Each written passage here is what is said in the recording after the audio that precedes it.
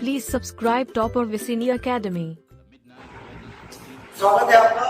आज के इस नए मुद्दे के साथ हम चर्चा करेंगे और चर्चा इस विषय पे केंद्रित रहेगा कि वास्तव में देश का नेतृत्व, राजनीतिक नेतृत्व की बात करें तो राजनीतिक नेतृत्व सबसे पहले किसने संभाला या किया। अब 2018 की बात करें, 2018 में गूगल में ये प्रॉब्लम आई थी कि अगर आप गूगल में ये लिखते हैं कि who is the first prime minister of India तो नरेंद्र मोदी जी का नाम आता है और prime minister, present prime minister तो नहीं। तो दोनों की स्थितियों में विरोधाभास हुआ कि ये कैसे होगा। तो गूगल ने अपनी त्रुटि मानकर वो सुधार किया। 2019 में जब वर्तमान प्रधानमंत्री मोदी जी राष्ट्रीय से भाषण दे रहे थे तो उन्होंने कहा कि सरकार का गठन हुआ था नेहरू जी के पहले। तो इसी बात को मैं साबित करूंगा अपने तथ्य से और तर्क से कि Nehru ji first prime minister of India नहीं। और कैसे मेरे तर्क और जो तथ्य हैं काफी रिसर्च के बाद निकाले गए हैं और इस पे हम चर्चा करेंगे। तो पहली बात तो आप जानते हैं कि भारत गुलामियों की बेड़ी में चुका है। अब जैसे गुलामी की बेड़ी इस प्रकार से ना हो कि जैसे आप जानते हैं कि अपने घर में हैं तो माँ बाप आपको कह रहे हैं तो गुलामी नहीं है, लेकिन हमारे माँ बाप जबरदस्ती कोई बनने की कोशिश करें तो गुलामी। समझ रहे हो? तो एक ऐसा ही दौर चला 1947 के पहले। फ्लैशबैक में जाते हैं और शुरुआत में देखें कि जब विदेशी हुकूमत भारत पर अपना आधिपत्य कैसे किया। तो आप देखेंगे पुर्तगाल पहले आए, फिर उसके बाद डच आए, अंग्रेज आए और फिर फ्रांसीसी आए। अगर उनकी कंपनियों का आगमन की बात करें तो पुर्तगाल आए, अंग्रेज ने स्थापित किया अपनी कंपनी, डच, डेनिश, फ्रांसीसी एंड स्वीडिश। तो तमाम लोगों ने अलग अलग क्षेत्रों में अपने अधिकार जमा किए। और जानते हैं कि सबसे अंतिम तक आर्थिक भूभाग जो आजादी के लिए लड़ी, किससे लड़ी? अंग्रेजों से। तो अंग्रेजों ने सबसे बड़े भूभाग पे कब्जा कर लिया। उन्होंने आमूलचूल परिवर्तन तब प्रारंभ किया जब इतिहास के उस दौर में जाए जब स्वतंत्रता आंदोलन प्रारंभ हुआ। 1857 की क्रांति के बाद धीरे धीरे आप जानते हैं कि परिवर्तन कानूनी रूप से होते गए। और फिर उसके बाद अगर 1909 की बात करें तो मार्ले-मिंटो सुधार की बात करें तो इन्होंने कुछ सुधार किए, यानी थोड़ी सी छूट देना नागरिकों को, जो वो भी पूर्ण नहीं था। धीरे धीरे यानी भारतीयों को उतने ही अधिकार दिए जाए जितने से उनकी सत्ता को कोई नुकसान न हो, यानी अपनी उन्होंने हुकूमत को मजबूत करने के लिए ही ऐसे कानून लाए थे वास्तव में। और अब देखें कि 1919 में काफी आंदोलन हुआ उसके पहले और सुधार की मांग की गई, अधिकारों की मांग की गई। अधिकारों की मांग के दबाव में गर्मपंथी या नरमपंथी आंदोलन के दोनों रूप हैं। दोनों का प्रभाव अंग्रेजों को सहना पड़ा और उसके दबाव में आकर उन्होंने मांटेगू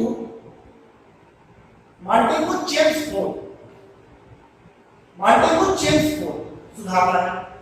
यानी मांटेगू यहाँ कौन है? सचिव है, ब्रिटिश गवर्नमेंट के मंत्री होते थे। तो वो सचिव के रूप में, यानी ब्रिटेन में रहते थे, वो सचिव के रूप में भारत की रिपोर्टिंग करते थे, देख रहे थे। चेम्सफोर्ड वायसराय थे, मार्ले उसी तरह सचिव थे 1909 में, और मिंटो वायसराय थे। तो 1909 में इन्होंने अधिनियम लाया। ये अधिनियम क्या कह रहा है कि केंद्र में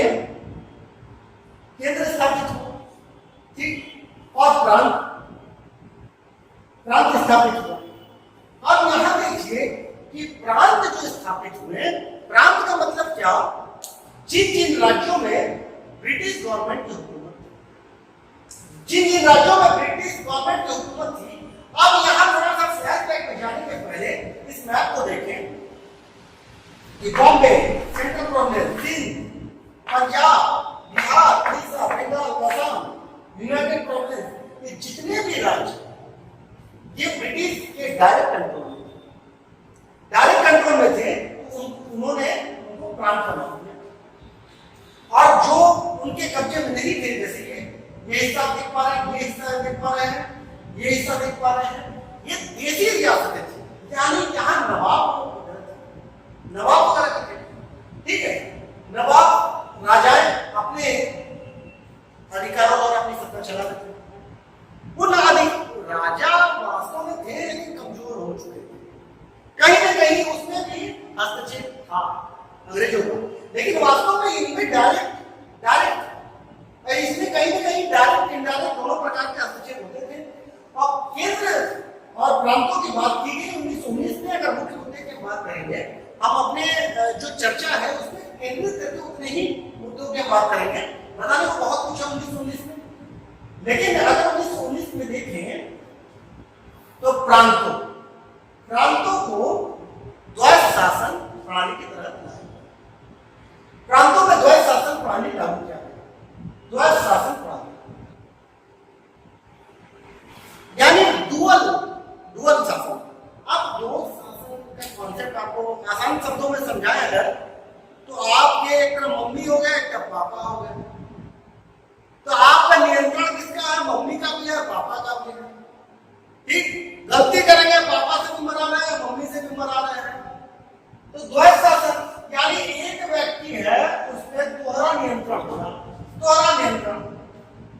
ठीक, हिसाब लीजिए, किसको?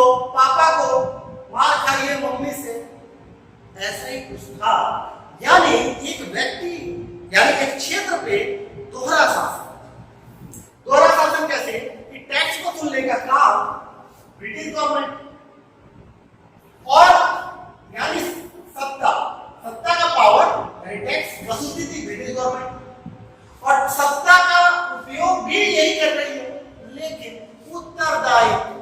उत्तरदायित्व का मतलब जिम्मेदारी, उत्तरदायित्व, रिस्पॉन्सिबिलिटी, जवाबदेहिता, अकाउंटेबिलिटी, ऐसे जितने भी बड़े बड़े शब्द थे ये दे दे गए प्रांतों में।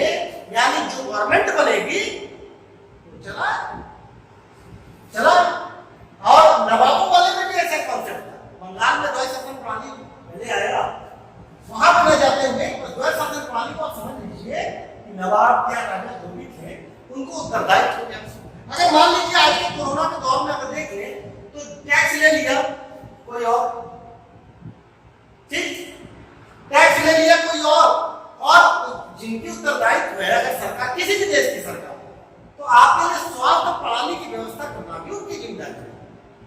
यानी जो टैक्स लेता है वही आपके लिए सेवा का प्रबंध भी करता है, सेवा का प्रबंध भी करेगा। लेकिन यहां तो टैक्स वसूलने के बाद पहुंच गए ये पैसा ब्रिटेन और खजाना खाली उस राज्य के चमड़ी मार के लगान के चलता वो देखे ही होंगे।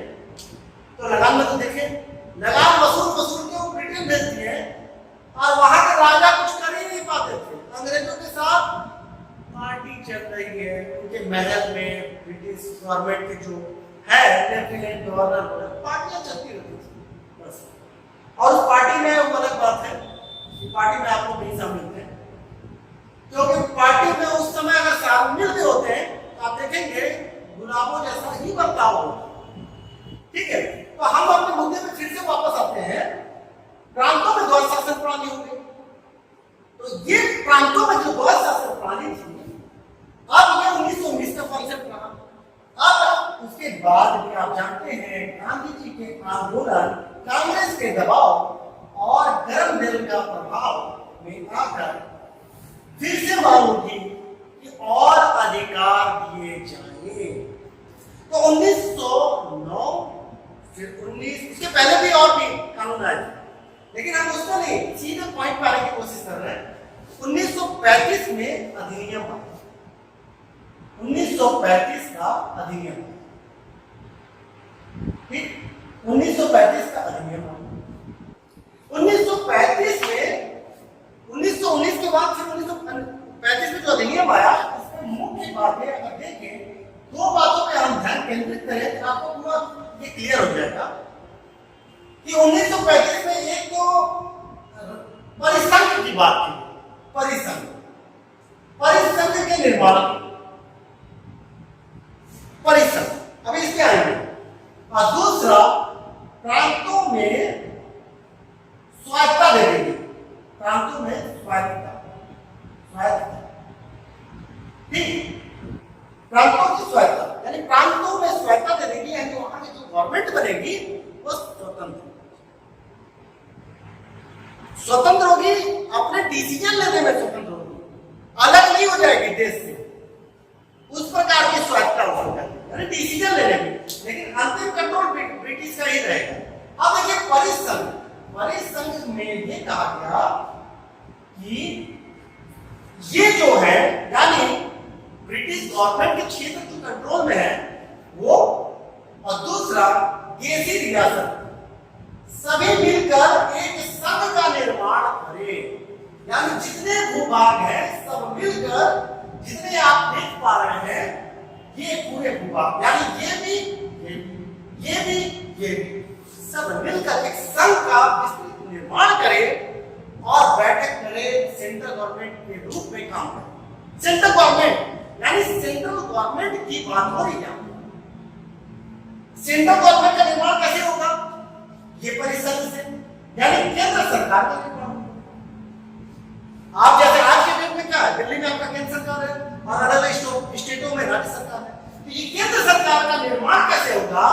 देसी रियासतें और जो प्रांत ब्रिटिश गवर्नमेंट के डायरेक्ट कंट्रोल में, दोनों से मिलकर परिसंघ का निर्माण होगा। अब दूसरी बात अगर करें तो प्रांतों में स्वायत्तता, उसके पहले तक 1919 की जो हम बात करें, 1919 में वो प्रांतों में दो सदन थे, ठीक है, तो दो सदन थे, दो सदन, आप जानते हैं उच्च सदन होता है, निम्न सदन होता है, ये बताने की आवश्यकता नहीं है, दो सदन हो गए। अब यहाँ अब जो है 11 प्रांतों में लगभग सभी में, प्राय सभी में, मुझे 11 में लगभग 6 में एक प्रांत, एक सदन, ठीक, एक सदन, बाकी में यानी प्राय सभी में एक सदन कर दिया गया। अब जो केंद्र था ये केंद्र, ठीक है, इसमें जो 19 वाले में ही पार्ट में है, 19 में उसमें उच्च सदन और निम्न सदन का निर्माण हो चुका, उच्च सदन और निम्न सदन का निर्माण हो चुका था, लेकिन इस केंद्र का जो 19 में निर्माण हुआ, ये 19 के ही हिसाब से चलता रहा। क्यों चलता रहा? अब देखिए क्यों चलता रहा, क्योंकि देसी रियासतों ने इस संघ में शामिल होने से मना कर दिया। उनको अपनी सत्ता खोने का डर रहा होगा, चाहे ब्रिटिश गवर्नमेंट के अंडर में काम नहीं करता किसी प्रकार से, यानी इस परिसंघ का निर्माण ही कभी नहीं हुआ। ऐसी स्थिति में ये केंद्र सरकार दोनों सदनों के साथ 19 के एक्ट से ही संचालित हुई, बाकी प्रावधान लागू हो गए। अब जो उच्च सदन और निम्न सदन, आजकल क्या होता है कि निम्न सदन का मतलब लोकसभा हो गया, उच्च सदन का मतलब राज्यसभा हो गया। राज्यसभा में अप्रत्यक्ष इलेक्शन यानी इनडायरेक्ट इलेक्शन होता है, लोकसभा में क्या होता है, डायरेक्ट इलेक्शन होता है। ऐसी स्थिति उस समय नहीं थी, बल्कि उल्टी थी, यानी राज्यसभा में इनडायरेक्ट, लोकसभा में डायरेक्ट नहीं, ठीक, बल्कि उल्टा, यानी राज्यसभा में डायरेक्ट और लोकसभा में इनडायरेक्ट उस समय। और ये परिस्थिति पलटी आजादी के बाद। तो यहां तक आप समझ गए, तो यहां पे जब समझ गए इस कॉन्सेप्ट को समझिए कि प्रांतों को स्वायत्तता दे दी गई। स्वायत्तता कब होगा?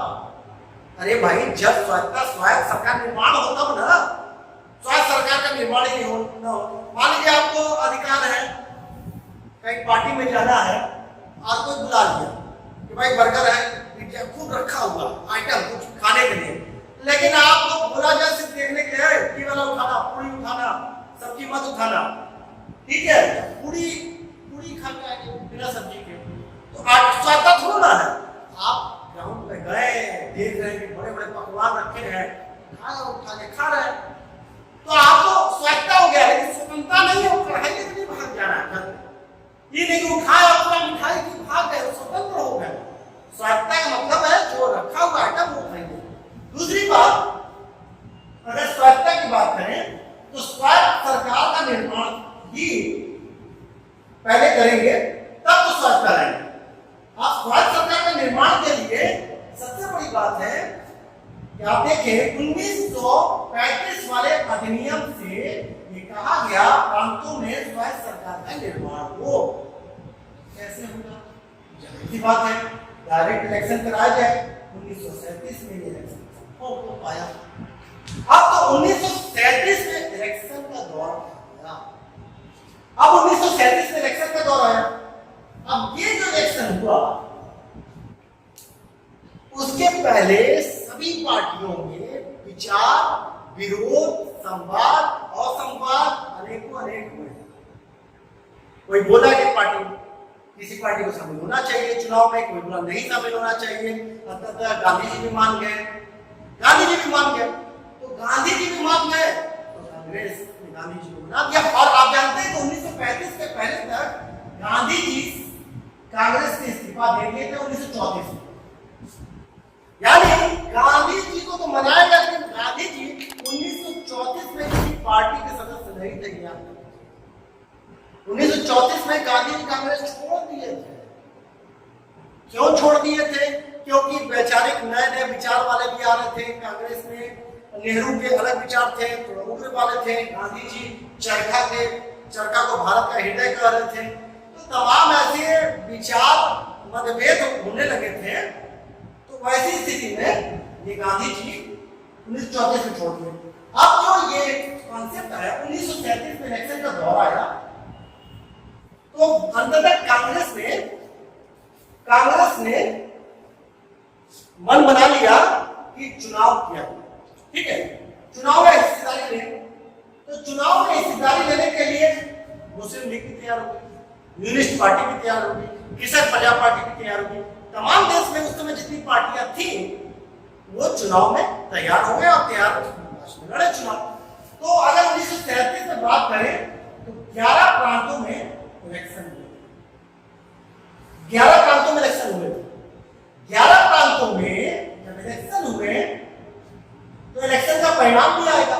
11 प्रांतों में 1161 सीटों पे इलेक्शन हुए। 1161 सीटों पे इलेक्शन हुए। तो 1161 सीटें और 11 प्रांत में लीजिए। उत्तर पश्चिमी फ्रंट लाइन यानी सीमांत प्रदेश, पंजाब, सिंध, बॉम्बे, मद्रास, सेंट्रल प्रोविंस यानी मध्य प्रांत, ये यूनाइटेड प्रोविंस, संयुक्त प्रांत, उड़ीसा, बिहार, बंगाल, असम। 11 प्रांतों में इलेक्शन हुए। अब ये 11 प्रांत 1161 सीटों पे हुआ। अगर सबकी स्थिति की बात करी जाए मुख्य पार्टियों के तो 716 सीट पे कांग्रेस लड़ी, जिसमें से 707 में उसको जीत हासिल। अब अगर बात करें 109 में मुस्लिम लीग, 109 में मुस्लिम लीग जीती और 101 में यूनिस्ट पार्टी, ठीक है, यूनिस्ट पार्टी 109 में यूनिस्ट पार्टी। अब ये देखिए, इसके पहले आप समझ लीजिए कि जीत एक अलग बात हुई, लेकिन 1935 के अधिनियम में प्रीमियर शब्द की उत्पत्ति हुई। 1935 के अधिनियम में प्रीमियर शब्द कहा गया। ये प्रीमियर शब्द ही पीएम कहा गया, यानी प्राइम मिनिस्टर। अब प्राइम मिनिस्टर कैसे? इन प्रांतों में जो भी सरकार बनी, इन प्रांतों में वो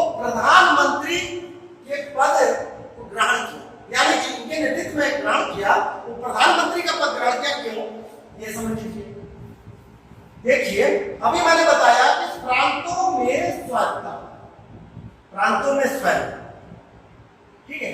प्रांतों में स्वायत्ता जब हो गई तो ये प्रांतों में स्वायत्ता, आप जानते हैं कि दिल्ली में वायसराय बैठी हुई है, ठीक है, वायसराय।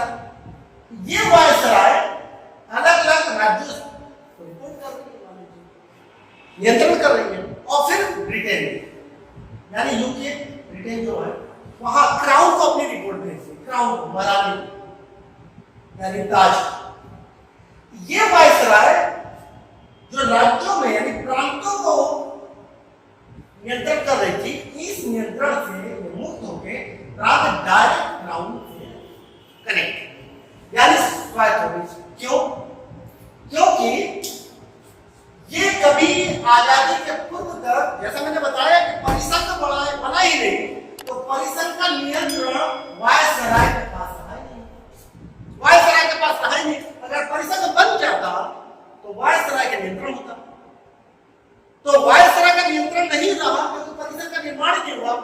तो 1919 वाले के हिसाब से केंद्र सरकार चलती रही और 1935 से प्रांतों का नियम चलता रहा। यानी 1900 आजादी तक अगर बात करें तो केंद्र सरकार 1919 के नियम चल रही है और जो प्रांत रही वो 1935 के नियम चल रही है। अब ध्यान दीजिए कि 1935 वाले ये जो कॉन्सेप्ट है, 1935 से क्राउन यानी प्रांत हो गए, प्रांत अब डायरेक्ट नियंत्रण में हो गई क्राउन।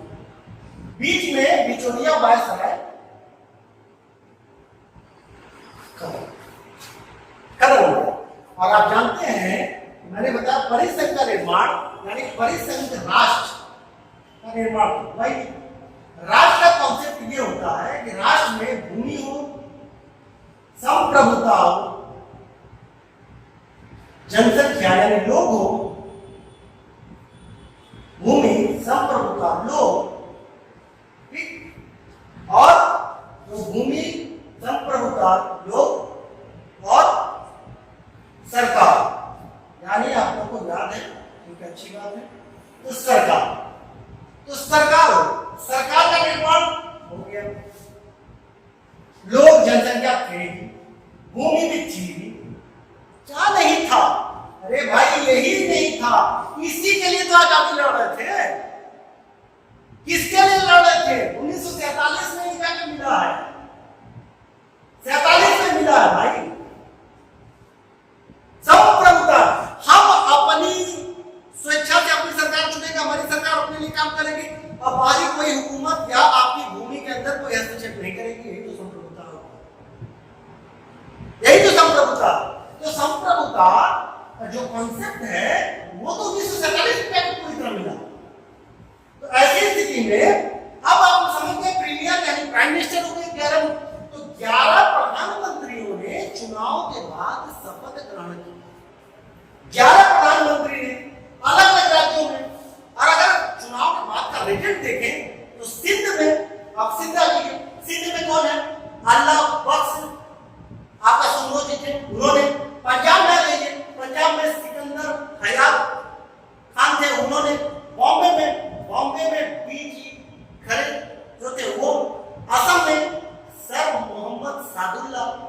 संयुक्त प्रांत में आप देखेंगे तो संयुक्त प्रांत में ये जो संयुक्त प्रांत बाद में उत्तर प्रदेश और उत्तराखंड से बना है, ये संयुक्त प्रांत वर्तमान में जो दिख रहा है, और उस समय एक था तो नवाब छतारी के नेतृत्व, वहां पर प्रधानमंत्री का पद का उन्होंने ग्रहण किया।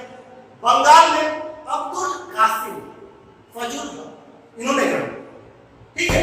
उत्तर पश्चिमी सीमांत प्रांत, इसमें कौन है? सर साहिब जगह अब्दुल कयूम का, सर अब्दुल कयूम का।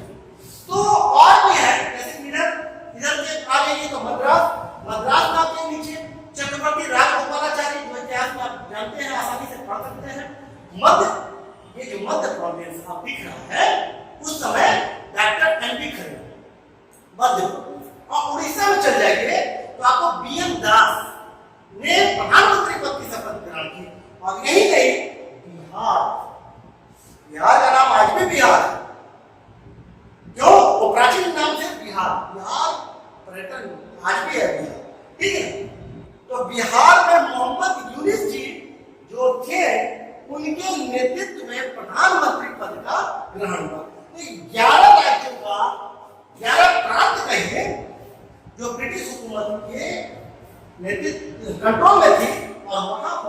जब चुनाव हुए तो 11 प्रधानमंत्रियों का जन्म, यानी 1937 में 11 प्रधानमंत्री का जन्म, 11 पीएम, 11 पीएम। तो पहले तो ये समझ लीजिए 11 प्रांत का, और जिसमें से आप 11 प्रधानमंत्री, पहले तो बता चुका हूं कि पंजाब और बंगाल को छोड़कर शेष जगह कांग्रेस की सरकार बन गई। कांग्रेस की अगर पूर्ण बहुमत की सरकार की बात करें तो Madras, Bombay, central province, United province, Orissa, Bihar में ये डायरेक्ट गवर्नमेंट बना ली थी, और सिंध में और उत्तर पश्चिमी सीमांत प्रांत में और आपका असम में मिली जुली सरकार होने लगी। और जैसे कि पहले बताया कि बंगाल में कृषक प्रजा पार्टी और मुस्लिम लीग ने मिलकर सरकार बनाई, और पंजाब में यूनिस्ट पार्टी जो 101 सीट जीती थी वो सब। तो इस प्रकार से 11 प्रांतों में 11 प्रधानमंत्रियों का जन्म। तो ये मैं जो अभी तक बताया कि 1937 के आम चुनाव में 11 प्रधानमंत्रियों की उत्पत्ति हुई, यानी 1937 के चुनाव में 11 प्रधानमंत्री इस देश को दिए। जैसा कि मैं पहले बता दिया कि जो केंद्र सरकार का निर्माण हुआ नहीं, परिषद का निर्माण हुआ नहीं, इसलिए सभी राज्य स्वतंत्र रूप से क्राउन के नियंत्रण में आ गए। अब बात यहां खत्म नहीं होती मित्रों, बात तो अभी शुरू हुई है। शुरू ये हुई है कि इतने प्रधानमंत्री तो बन गए, भाई पहले प्रधानमंत्री कौन रहे, और दूसरी बात कि नेहरू के जस्ट पहले प्रधानमंत्री कौन रहे। इन दोनों बातों के लिए आपको फिर से फ्लैशबैक में जाना होगा। ये आप जानते हैं कि आजादी की जंग सिर्फ देशी सीमा के भीतर नहीं लड़ी, सिर्फ देश की सीमा जो थी ये तो भौगोलिक सीमा है भाई, भौगोलिक सीमा के भीतर ही नहीं लड़ी गई है। आजादी की सीमा यानी आजादी की खुद की सीमा आप सोचिए तो सिर्फ भौगोलिक सीमा में नहीं बनी रहती है, राजनीतिक सीमा कहीं ना कहीं भौगोलिक सीमा से बड़ी है। तो राजनीतिक सीमा है ये भौगोलिक सीमा से बड़ी है। इसी कारण से आप जैसे अभी देखते हैं आपके भारत में हिमाचल प्रदेश में जो आप देखेंगे चाइना ने कब्जा कर लिया इस भूमि का, ठीक, तिब्बत उनके प्रतिनिधि रहते हैं, ठीक है। पाकिस्तान में कुछ क्षेत्र है जो अत्याचार कर रहा उनके प्रतिनिधि बाहर होते हैं। तो फिर उस पर बात ना करके हम ये बात करें, आप देखेंगे कि आजादी की सीमा, आजादी की जंग के लिए देश की सीमा और देश के बाहर आजादी के लिए पहली बात तो आजादी के लिए दो, यानी देश के भीतर और देश के बाहर, देश के बाहर, ठीक है। बाहर यानी आप देखेंगे तो एक बच्चा है उसमें दोनों प्रभाव पड़ता है। आप पे कैसा व्यक्तित्व है, अपने घर में जो माहौल है उसका भी प्रभाव पड़ेगा, और देश के बाहर यानी मोहल्ले में या स्कूल कॉलेज में जो मित्र है उनका दबाव और प्रभाव दोनों आप पे पड़ता है। घर वालों की बात तो सुननी पड़ती है, बाहर वालों। अब देखिए तो देश, अभी ये आपने देखा देश की सीमा के भीतर, अब देखिए देश की सीमा के बाहर। अब आप जानते हैं 1947 के पहले, 1947 के पहले दुनिया में दो वर्ल्ड वॉर देखा, दो विश्व युद्ध देखा, फर्स्ट एंड सेकंड। पहला वर्ल्ड वॉर जो चला 1914 से 18 तक, और दूसरा 1939 से 45। इसमें भारत को क्या मिला, क्या मिला भारत को? अरे यही तो भारत को मिला, भारत को दो प्रधानमंत्री मिले इसी कार्यकाल में, इसी कालखंड में दो प्रधानमंत्री प्राप्त किए आपने। और आप इस चीज को गौर से देखिए। अब इसके ऊपर अगर आए तो 1913 में चलिए, आपको 1913 में जाना पड़ेगा, जब फर्स्ट वर्ल्ड वॉर स्टार्ट करते हैं। 1913 में सैन फ्रांसिस्को फ्रांसिस्को जो अमेरिका में है, वहां पर गदर पार्टी की स्थापना हुई। गदर पार्टी यानी अमेरिका में गदर पार्टी की स्थापना हुई। ध्यान से आप देखिए, तो अमेरिका में कहां स्थापना हो रही है गदर पार्टी? अरे वो गदर प्रेम कथा नहीं, सनी देओल वाला, गदर पार्टी की बात कर रहा हूं। गदर पार्टी की स्थापना हुई। इसी गदर पार्टी से कई ओजस्वी व्यक्तित्व वाले लोग जुड़े थे। और गदर पार्टी आप जानते हैं कि ये अपनी पत्रिकाएं, समाचार पत्र इत्यादि के माध्यम से जन जागरूकता प्रेरित हुए। तो पूरे विश्व में फैला रहे थे। यही गदर पार्टी ने अफगानिस्तान ये क्षेत्र है। तो अफगानिस्तान आप नक्शा में देखते हैं 80 किलोमीटर जुड़ा हुआ है भारत से, 80 किलोमीटर जुड़ा हुआ है। आज वो अलग बात है कि यहाँ भारत का वास्तविक कब्जा नहीं है, वास्तविक अटैचमेंट नहीं है, ठीक है। ध्यान रहे कि पाकिस्तान में ये पीओके है और सीओके है। चाइना ऑक्युपाइड कश्मीर और पीओके पाकिस्तान ऑक्युपाइड कश्मीर, तो इसकी 80 किलोमीटर है। फिर हिस्ट्री की बात करें तो ये अफगानिस्तान में काबुल में ठीक, काबुल में एक सम्मेलन हुआ 1915 में। सम्मेलन हुआ 1915 में। तो 1915 में जो सम्मेलन 120 व्यक्तियों का हुआ, उसमें क्या निर्णय लिया गया? ये निर्णय लिया गया कि भारत भूमि के प्रतिनिधित्व करने के लिए अस्थायी सरकार का निर्माण किया जाए। अस्थायी सरकार का निर्माण किया जाए। इस निर्णय के साथ बरकतुल्लाह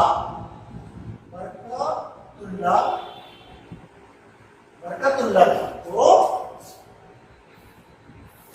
प्रधानमंत्री के रूप में चुना गया। प्रधानमंत्री के रूप में बरकतुल्लाह जी को चुना गया। यानी ये प्राइम मिनिस्टर के रूप में पहली बार देश के लिए कोई प्राइम मिनिस्टर देश की भूमि के बाहर चुने, देश की भूमि के बाहर। तो बरकतुल्लाह खान के साथ एक और बड़ी बात कि राजा महेंद्र प्रताप जी थे, राजा महेंद्र प्रताप, उनको राष्ट्रपति चुना गया। यानी ये राजा महेंद्र प्रताप राष्ट्रपति और बरकतुल्लाह खान प्रधानमंत्री के रूप में शपथ ग्रहण किया। और ये गदर पार्टी से जुड़े थे। बरकतुल्लाह जी पेशे से पत्रकार थे।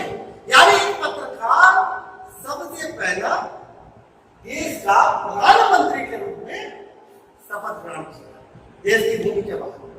तो बरकतुल्लाह पत्रकार थे, मुस्लिम थे और देश की सीमा के बाहर अस्थायी सरकार का गठन किया।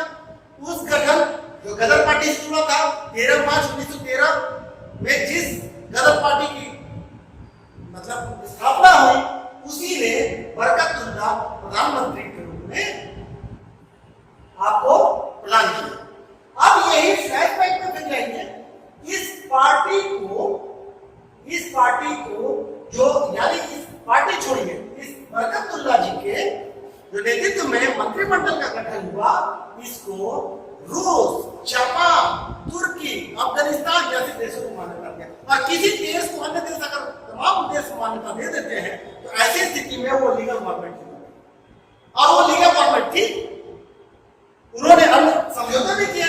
और आप जानते हैं कि 1914 से 18 में विश्व युद्ध का दौर था।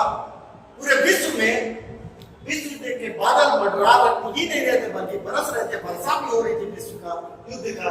ऐसी स्थिति में बहुत समय तक ये नहीं चला और अंग्रेजों के कूटनीतिक तरीके से ये सरकार भंग हो गई। सरकार भंग होने के बाद इस प्रकार से जितने भी समय तक ये सरकार बनी रही, बरकतुल्लाह जी प्रधानमंत्री के रूप में प्रथम प्रधानमंत्री देश के बने रहे। अब यहीं पे द्वितीय विश्व युद्ध के समय, अब 1935 की जब मैं चुनाव की बात कर रहा था, उसी दौर में सुभाष चंद्र बोस जी बाहर चले, देश के बाहर छिपते हुए मार्गों से होते हुए वो देश के बाहर से देश की आजादी की लड़ाई बिगुल उठा, लड़ाई लड़ने लगे। ऐसी स्थिति में सिंगापुर पहुंचे। सिंगापुर में पहुंचे उसके पहले तक आप जानते हैं कि आजाद हिंद फौज का गठन 1942 में हुआ। इंडियन इंडिपेंडेंस लीग का भी गठन हुआ। आजाद हिंद फौज के माध्यम से आजाद हिंद सरकार का गठन हुआ। कहां? सिंगापुर में। सिंगापुर में गठन हुआ। इस सिंगापुर की धरती पे सुभाष चंद्र बोस जी 21 अक्टूबर 1943 को प्रधानमंत्री के रूप में शपथ ग्रहण किया। प्रधानमंत्री के रूप में, यानी ये प्रधानमंत्री पहले और आजादी के पहले, यानी 43 में 47 में आपको आजादी मिली, 43 में ये प्रधानमंत्री के रूप में शपथ ग्रहण किया।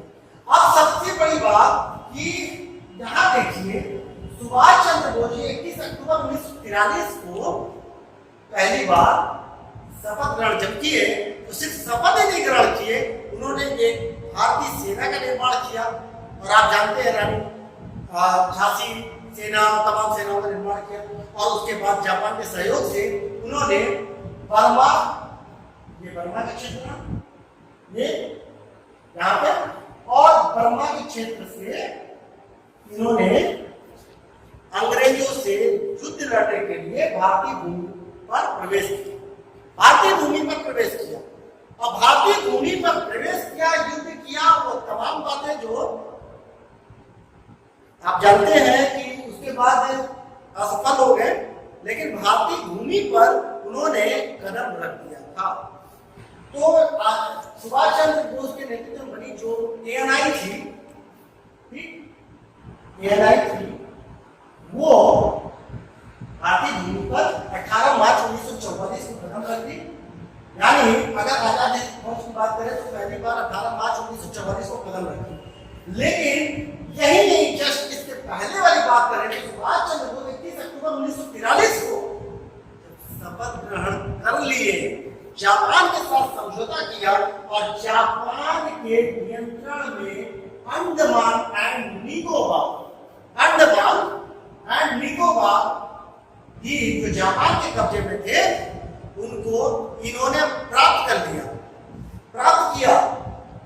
यानी जापान के कब्जे से भी इसको प्राप्त किया। स्वतंत्र रूप से 30 दिसंबर 1943 को पहली बार झंडा फहराया अंडमान, 30 दिसंबर 1900। और इसको अंडमान को शहीद दिवस और इसको स्वराज दिवस, शहीद दिवस और स्वराज द्वीप का नाम है। इन दोनों शहीद दिवस और स्वराज द्वीप का नाम है।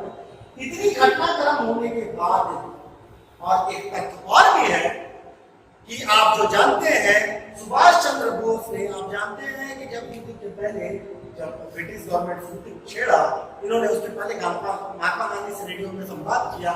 इसके पहले प्रधानमंत्री के रूप में इन्होंने देश के तिरंगा कहा कि देश का जो फ्लैग होगा वो तिरंगा होगा। रविन्द्रनाथ टैगोर द्वारा लिखी गई जो गीत गान है वो राष्ट्रगान होगा। और जो एक दूसरे का संवाद है वो जय हिंद का नारा वो सुभाष चंद्र बोस द्वारा तय किया गया था। तो अनेक तमाम विरोध विवाद उसमें है इस मुद्दे पे। तो आप जानते हैं कि विरोध ये रहा कि आज तक सुभाष चंद्र बोस जो थे पूरे देश के लिए उन्होंने कुर्बानी दी, इस प्रकार से दिया कि जिसका कोई सानी नहीं है। उनको भारत रत्न नहीं मिला, अलग विषय में बात करेंगे। बस इतना चाहिए 1992 में और 2014 में भारत रत्न देने का प्रयास किया गया इन्हें। लेकिन 1992 में तो सरकार ने घोषणा भी कर दी थी पीवी नरसिंह राव के कार्यकाल में। लेकिन प्रॉब्लम यह हुआ कि इनके घर वालों ने मना कर दिया, क्योंकि घर वालों को मना करें यानी इनकी मृत्यु का डेट अभी तक फिक्स ही नहीं हुआ है। तो मृत्यु का डेट जब फिक्स नहीं है तो आप भारत रत्न कैसे दे सकते हैं? तो इस विवाद के कारण 2014 में इन्होंने मना कर दिया गवर्नमेंट ने। ठीक है, तो ये जो सुभाष चंद्र बोस ने यहाँ पे सरकार गठन किए थे, तो यहाँ पर भी इनको जर्मनी, जापान और तमाम फिलीपींस, कोरिया, ठीक रूस इत्यादि देशों द्वारा उनको समर्थन दिया, यानी मान्यता मिली। ऐसी स्थिति में जब दूसरे कोई सरकार को दूसरे देश मान्यता दे देती है तो लीगल हो गई, अंतर्राष्ट्रीय लेवल पर लीगल है। तो ऐसी स्थिति में आप देखेंगे कि सुभाष चंद्र बोस आजादी के जस्ट पहले यानी तुरंत पहले की बात करें तो सुभाष चंद्र बोस देश के प्रधानमंत्री बने और झंडा भारतीय भूभाग के वर्तमान में अंडमान निकोबार है, वहां पर उन्होंने झंडा पहले ही फहरा लिया 1943 30 सितंबर 1943 को फहरा दिया प्रधानमंत्री के रूप में। तो ऐसी स्थिति में सुभाष चंद्र बोस भी प्रधानमंत्री हो गए। और आप जो लास्ट में मैं बात कहना चाहूंगा कि अब नेहरू का कहां नंबर आता है? तो नेहरू जो 14 नवंबर को नेहरू जी का जन्म हुआ था, वो वास्तव में पहले प्रधानमंत्री देश के नहीं रहे, 14वें प्रधानमंत्री थे। यानी इतनी होने के बाद आप घटनाक्रम को समझने के बाद ये मान सकते हैं कि क्रम के रूप में अगर लिखा जाए तो बरकतुल्लाह जी पहले, फिर उसके बाद 11 प्रधानमंत्री 1937 में जो बने, उसके बाद सुभाष चंद्र बोस, ये हो गए आपके 13 प्रधानमंत्री पहले ही बन चुके थे नेहरू जी के पहले, शपथ लीगल तौर पर शपथ ली, तो 14वें प्रधानमंत्री थे। यानी अब देखिए कहानी ये हो गई कि नेहरू जी जो प्रधानमंत्री हुए वो 1947 में हुए। 1947 में जो भूमि है उसकी खासियत क्या है? तो मैंने कहा था कि राष्ट्र 1947 के पहले भारत राष्ट्र नहीं था, अब राष्ट्र हो गया, क्योंकि देसी रियासतें और सभी रियासतें मिक्स हो गई, तो राष्ट्र बन गया। तो राष्ट्र बन गया तो ऐसी स्थिति में भारतीय राष्ट्र के स्वतंत्र भारत के पहले पीएम नेहरू। तो राष्ट्र के भारतीय भूभाग के 1947 पहले बन गया। 1947 में भारत एक राष्ट्र बन गया, यूनियन ऑफ स्टेट, जो संविधान के आर्टिकल 1 से प्राप्त होता है आपको। भारत यूनियन ऑफ स्टेट, राज्यों का संघ है, वो स्वतंत्र भारत बनने के बाद हुआ और स्वतंत्र भारत के पहले प्रधानमंत्री नेहरू हुए। तो मैंने जैसे बताया था कि राजा महेंद्र प्रताप राष्ट्रपति बने थे, तो इस हिसाब से तो डॉक्टर राजेंद्र प्रसाद पहले राष्ट्रपति भी नहीं। और यही है कि सुभाष चंद्र बोस जब प्रधानमंत्री हुए तो इन्होंने राज्याध्यक्ष का पद भी, ये बड़ा बेसिक चीज है। तो ये पूरे तथ्य ये दर्शा रहे हैं कि प्रधानमंत्री के पद पे सुशोभित होने वाले नेहरू जी स्वतंत्र भारत के पहले प्रधानमंत्री थे, न कि देश के पहले प्रधानमंत्री। इस पूरे घटनाक्रम में आप ये देखिए कि आपने देखा कि फर्स्ट वर्ल्ड वॉर और सेकेंड वर्ल्ड वॉर, 2 प्रधानमंत्री बने, एक प्रधानमंत्री ये और एक बरकतुल्लाह जी और एक सुभाष चंद्र बोस। तो सबसे बड़ी बात है ऐसी कुछ भूमिका है जिसे नजरअंदाज नहीं किया जा सकता। एक अफगानिस्तान में बनता है और एक सिंगापुर में। एक फर्स्ट वर्ल्ड वॉर में अफगानिस्तान में सरकार बन रही है और एक सिंगापुर में बन रही है। दोनों के बीच की क्या कनेक्टिविटी है कि राज बिहारी बोस जो कि गदर पार्टी से जुड़े हुए थे, वे 1915 से जुड़े, यानी उससे पहले 1913 से गदर पार्टी की स्थापना हो, तो वहां से देखेंगे उन्होंने सुभाष चंद्र बोस जी के लिए प्लेटफॉर्म तैयार किया। हथियार वगैरह जो भी जितने भी थे गदर पार्टी से जुड़े, और राज बिहारी बोस जैसे नेता लोग थे, स्वतंत्रता सेनानी थे, क्रांतिकारी वीर थे, उन्होंने फर्स्ट प्रधानमंत्री के निर्माण में भी किंग मेकर का रोल अदा किया, और सेकेंड सुभाष चंद्र बोस को भी जब बनाना था तब भी किंग मेकर का रोल अदा किया। यानी उस समय को चाणक्य थे, तो वैसे चाणक्यों को नजरअंदाज नहीं किया जा सकता, जो कि दोनों परिस्थितियों में देश सेवा के लिए जान न्यौछावर करके आपको दोनों वर्ल्ड वॉर के समय दो प्रधानमंत्री। तो इस चर्चा के बाद आपका बिल्कुल कॉन्सेप्ट क्लियर हो गया होगा, और इसके लिए आप पूरा अध्ययन करें और अपने विचार रखें, अपने कमेंट दें, और अपने ताकि इसमें और अध्ययन किया जा सके। तब तक के लिए बहुत बहुत धन्यवाद और Thanks for watching. Please like, subscribe and share.